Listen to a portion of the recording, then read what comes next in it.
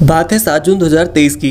महाराष्ट्र थाने के भयंदर क्षेत्र में बनी एक बहुमंजिला इमारत गीता आकाशदीप की 7वीं मंजिल पर स्थित एक फ्लैट J704 के आसपास रहने वाले पड़ोसी काफी ज्यादा परेशान थे। असहनीय बदबू उनके लिए मुसीबत बनती जा रही थी। जब बदबू बर्दाश्त से बाहर हो गई तो उन्होंने इसकी सूचना पुलिस को देने में ही अपनी भलाई समझी। पुलिस किसी अनहोनी की आशंका में आनन फानन में फ्लैट के अंदर पहुंची तो सबके होश उड़ गए। घर में महिला के शव के कुछ टुकड़े पड़े थे। कुछ टुकड़े बाल्टियों में खून के साथ थे और कुछ रसोई में एक कुकर में उबाल कर रखे गए थे। पुलिस वालों ने ऐसा मंजर अपने करियर में कभी भी नहीं देखा था। किसी की समझ में नहीं आ रहा था कि आखिर यहाँ हुआ क्या है। चारों तरफ अफरा तफरी का माहौल था। सभी अपने अपने कयास लगा रहे थे कि आखिर हैवानियत की सीमाओं से परे यह मामला था क्या। दरिंदगी का ऐसा घिनौना खेल खेलने वाला था कौन, आखिर उसका मकसद था क्या। तो आइए अब हम बिना देरी किए आपको ले चलते हैं इस घटना की एक ऐसी सच्चाई की तरफ जिसकी कल्पना आप भी नहीं कर सकते हैं। आगे बढ़ने से पहले हमारे चैनल को सब्सक्राइब करके बेल नोटिफिकेशन को ऑन कर लीजिए। वीडियो को लाइक जरूर से कर दीजिएगा। तो चलिए आपको बताते हैं कि यह घटना थी क्या और इसकी कहानी क्या है। दरअसल ये कहानी लिव इन रिलेशनशिप की है, जो कि आजकल के दौर में काफी आम बात है। कहानी के मुख्य पात्र एक 36 वर्षीय महिला सरस्वती वैद्य और उसके लिव इन पार्टनर 56 वर्षीय मनोज साने हैं। सरस्वती वैद्य ने अपना बचपन अहमदनगर के एक अनाथालय में अपनी 3 बहनों के साथ गुजारा था और वह अपनी बहनों के साथ अनाथालय में ही पली बड़ी थी। 18 वर्ष के हो जाने के बाद सरस्वती वैद्य अनाथालय को छोड़कर अपने दूर के रिश्तेदार के साथ रहने आ गई थी। सरस्वती वैद्य ने एसएससी की परीक्षाओं में असफल होने के बाद पढ़ाई छोड़ दी थी। मनोज साने एक पढ़ा लिखा आदमी था। अनाथ होते हुए भी उसने औद्योगिक प्रशिक्षण लिया हुआ था, लेकिन ट्रेड टेक्नीशियन होते हुए भी उसे कोई अच्छी जॉब नहीं मिल रही थी। वह बावही में एक राशन की दुकान पर काम करता था। परिवार के नाम पर उसके पास कोई नहीं था। उसके चाचा मधुकर साने और कुछ चचेरे भाई बहन थाने में रहते थे, पर उनका मनोज से कोई लेना देना नहीं था।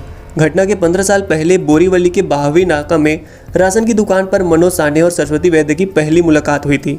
मनोज साने यहाँ पर काम करता था। बातों ही बातों में जब सरस्वती को पता चला कि उसकी तरह ही मनोज भी अहमदनगर से ही है, दोनों जल्द ही दोस्त बन गए। और बाद में यह जानने के बाद कि दोनों अनाथ हैं, दोनों के दिल में एक दूसरे के लिए जगह भी बन गई।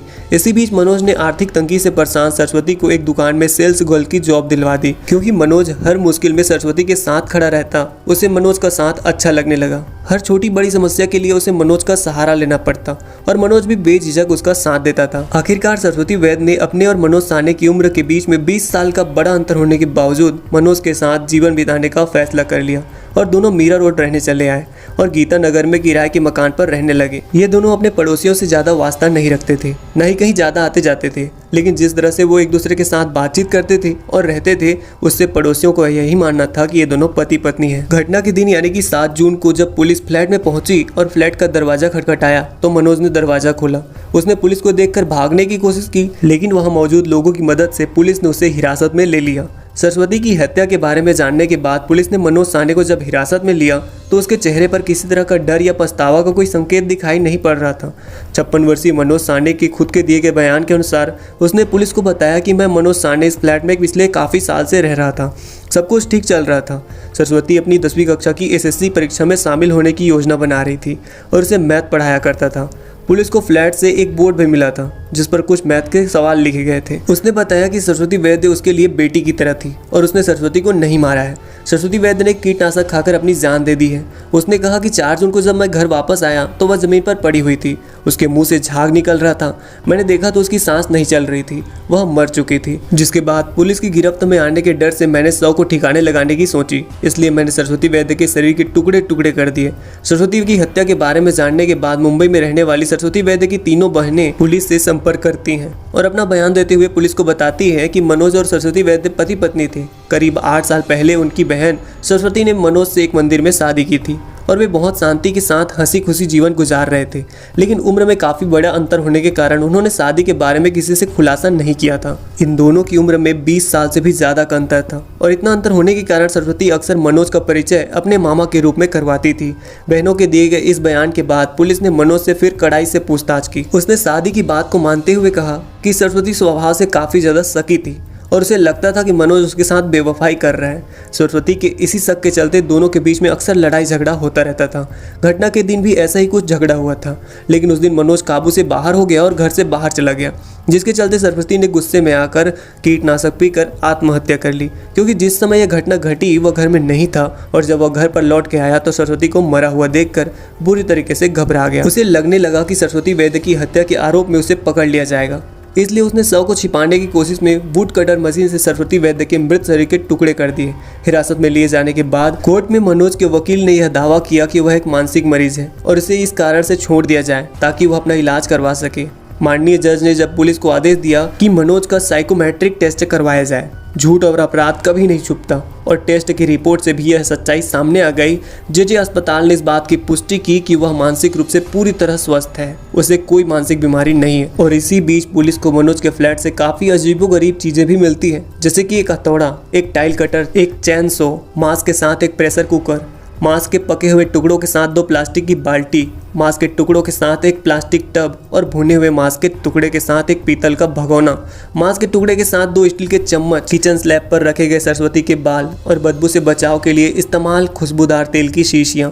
इनमें से चैन सो आगे चलकर एक बहुत बड़ा सबूत बन गया। दरअसल आसपास पूछताछ करने के बाद जब पुलिस एक दुकान कार्तिका इंटरप्राइजेस के पास पहुंची तो दुकान के मालिक ने बताया कि कुछ दिन पहले मनोज ने चैन सो की मरम्मत करवाने के लिए यहाँ आया था और ये पूछने पर कि वह इससे क्या काम करता है उसने कोई भी जवाब ठीक से नहीं दिया। अब पुलिस के हाथ में पुख्ता सबूत लग चुका था। उन्होंने अपने तरीके से मनोज को रिमांड पर लिया और आखिरकार उसने असली सच उगल ही दिया, जिसे सुनकर सभी के होश उड़ गए।